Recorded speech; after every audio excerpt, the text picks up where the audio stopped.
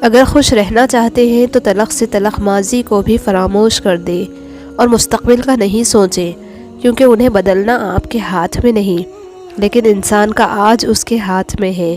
اسی لیے اپنے آج میں جیے۔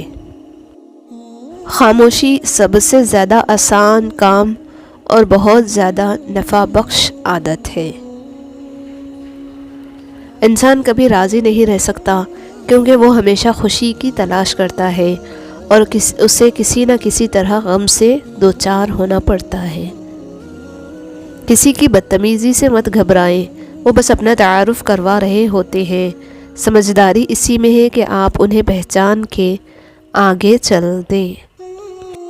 دنیا میں اگر کوئی اپنی جگہ بنانی ہے تو سب سے خوبصورت جگہ ہے کسی کی سوچ میں رہنا، کسی کی دعا میں رہنا اور کسی کے دل میں رہنا۔